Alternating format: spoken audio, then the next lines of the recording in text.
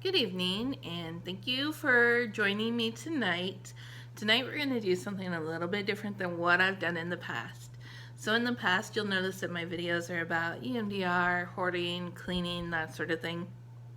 And I think what I'd like to do in the future, going forward, is maybe once a month or twice a month on the weekend, have a video about spooky things or more supernatural things. And so this is going to be the first video of that series. And what I'm going to talk about this time is my trip to South Dakota and talk about the supernatural happenings that I ran into there. So, first we're going to talk about where I stayed. I stayed at the Bullock Hotel, and the reason I chose that hotel was not only because I'd heard that there was supernatural activity there, but also because one of my greatest idols is Theodore Roosevelt. And so I know that he stayed at the Bullock Hotel when his friend Seth Bullock owned it. He stayed there multiple times, and so it was my hope to run into his spirit and maybe get some advice or even some sort of inspiration. But that didn't happen. We did get some happenings though, and I did want to talk about that. We stayed in room 210, and that first night when we got in, I had driven pretty much all day long. I was really, really tired, and went up to the room, and they only give you one key. There's a couple of different locks on the door, so I tried a couple of different locks, and it only worked in the one lock. And no matter how hard I turned the key, no matter which way I turned the key, I could not get the door to open. That first night, I don't know how long I spent trying to get that door open, probably about 10 or 15 minutes before it did finally open, which was just really strange because throughout the rest of my stay there, I didn't have any problems getting that door open. It was only that first night, which was really strange. Well, when we first walked into the room, the air seemed a little bit heavy. It seemed a little electric as well, and I don't know if it was just because I was tired from driving all day and just stressed out. I'd never driven through mountains before, so the whole ears popping all the time sort of thing was not pleasant for me. And so I don't know if it was just that I was just stressed and low energy myself or what, but we went to bed, and I woke up several different times during the night, and I woke up finally in the morning around 5 something, which is not normal for me. For me, I almost always sleep in. If I wake up before 10 a.m., it better be because I have a job to go to and I'm getting paid for it. Because otherwise, you're not going to get me out of bed before 10 a.m. It's just not going to happen. But consistently throughout my stay there, I did wake up around 5 a.m. every single day. I was woken up multiple times throughout the night, and it was just really strange. The first night, we went to bed, and the next morning, I knew it was going to be rainy, and I knew that I wanted to be in my car most of that day just because we wouldn't be able to walk through town and explore while it was raining the way that it was. So we got dressed, had breakfast, and went on a bus tour. And after we got back from the bus tour, I knew that we would be out late, and I wanted to leave a light on so that we wouldn't come back to a dark room because there were no overhead lights, and I hate entering a dark room. Even in my own home, I will leave lights on when I leave because I don't like entering places in the dark. It just is not comfortable for me. So I left the light on, and housekeeping had been there, so I thought, this will be fine, and the light will still be on when I get back. Well, that day we went out and went through Spearfish Canyon and went over to Wyoming to Devil's Tower. It was really late when we came back, and the room was dark, and I was a little annoyed because I thought maybe housekeeping had come back in later and shut off the light. And so I didn't really want to talk with the people at the desk at that time because it was super late at night. I just wanted to go to bed. My daughter wanted to watch some TV before falling asleep, which is something that we do in our house all the time, so that's not unusual. And the way the room is set up for the TV is a little bit different. They have a cable modem, but it was like plugged into the wall near the outlet. So if you wanted to change the channel, you had to be on the side of the bed that I was sleeping on to change the channel because it was so low. You just had to be over there to point the remote at that modem. And so I changed the channel for her and placed the remote on the bedside table. Well, when I woke up that morning, again around 5 a.m., I kicked the remote on my way to the bathroom, which was like, wait, no, this should not be in the middle of the room. Like, I know I placed it on the bedside table. I know that's what I did. And I have no idea why it would be in the middle of the room. So I did talk with the people at the desk that morning, and I said, does housekeeping ever return to rooms after they're finished to check things or turn off lights or anything like that? And they told me that no, housekeeping would never go back into a room after they had completed it unless they had been requested to go back in for something. And I said, okay, that's really weird because the light was off when we came in and I wanted it on because I knew we would be returning late, so that was just really strange. And they said, no, they would not have done that. So then I asked about the remote and said, do you ever go into rooms while people are sleeping and move the remote or like throw it across the room? And of course they said no, they would never enter an occupied room like that. So I don't know, it was just very strange. And I know my daughter said that while she was watching TV, she would catch, like out of the corner of her eye, people walking in front of the bathroom door there, which was strange because it was only the two of us, so there were no other people to be walking in front of the bathroom door. It was, I don't know, it was just odd. And then the next day, I decided to use this ghost app that I got on my phone. We did use it for just a short period of time just to see what we would get because it did seem like things were happening. And I kept getting this message about a hat, like multiple times, something about a hat. And I have no idea what that's about.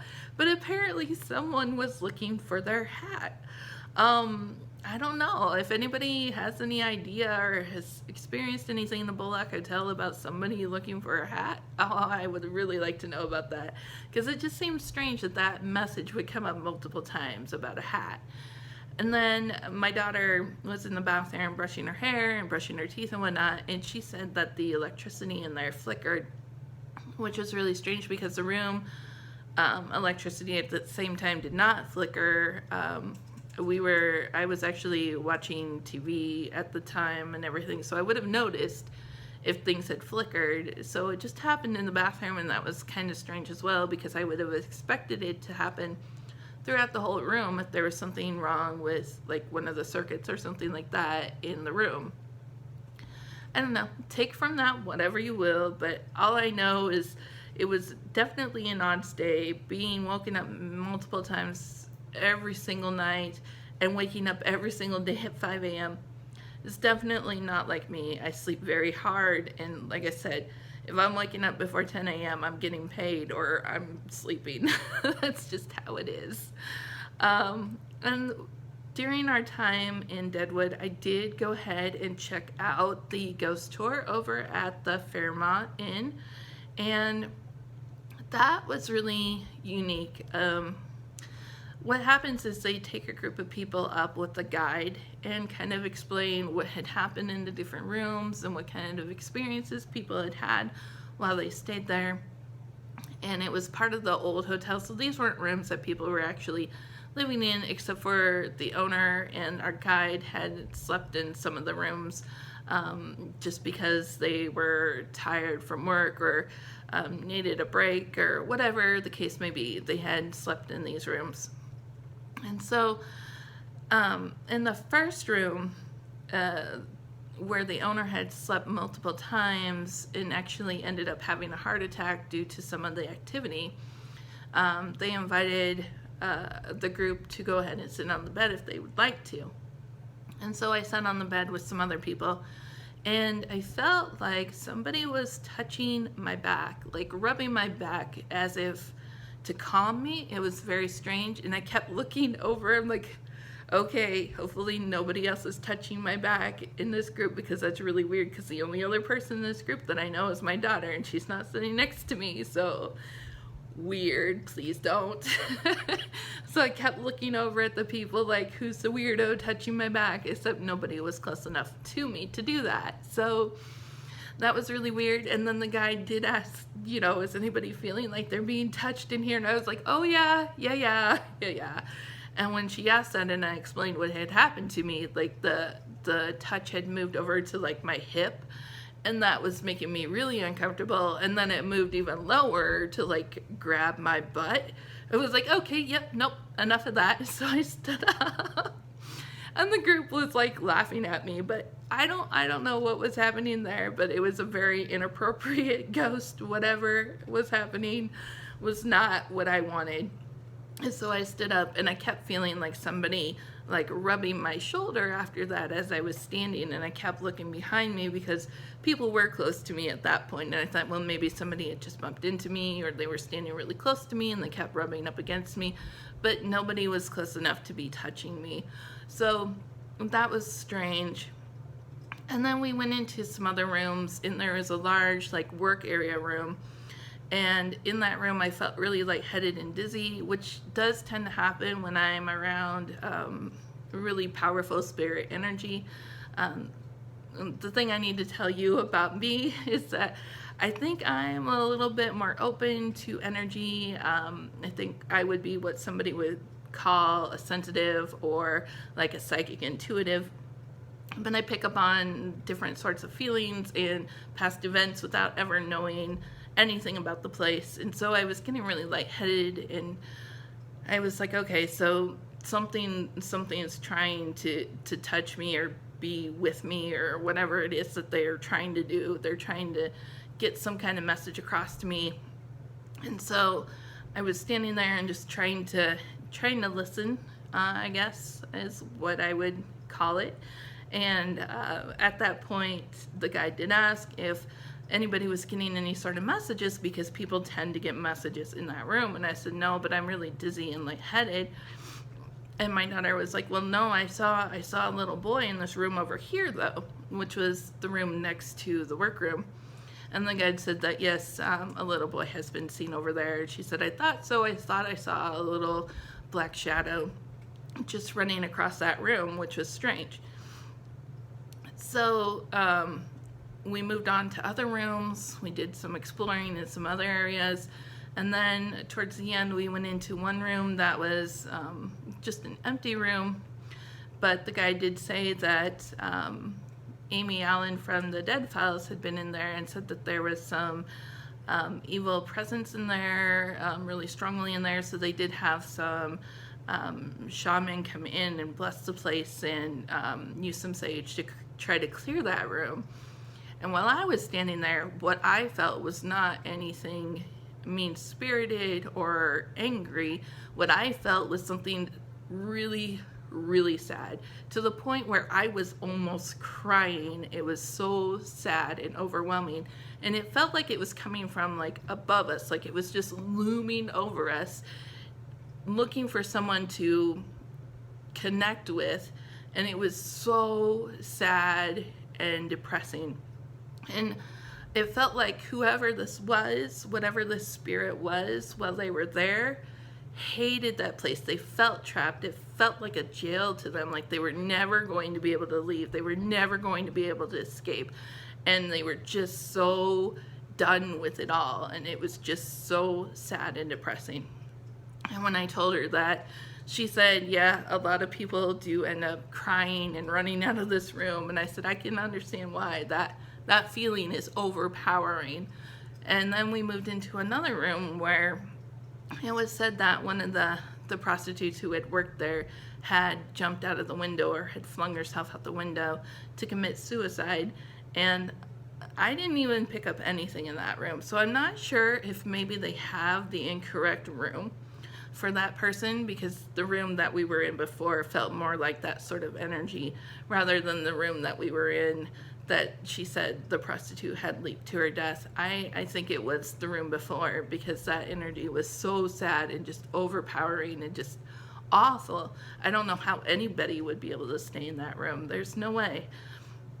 But yeah, so that was my ghostly experiences at Deadwood.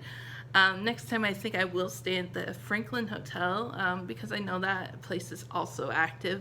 And we did go to breakfast there a couple of times, but never really felt anything there. It felt like a normal hotel with a lot of energy and activity and whatever from regular people, you know, living people, and not really dead people. So I don't know. I'll let you know if I do that, so that I can tell you about my experiences if I have any. But for now, this is what I've got, and I hope you enjoy it. If you've also visited these hotels or been on those ghost tours, please feel free to let us know in the comments if you had any sort of experiences. I know some people are really interested in this sort of thing, and I'm one of them, and I hope you are too. And if you are, please subscribe and let me know what other things you'd like me to talk about or share with you in my next videos. Have a great night.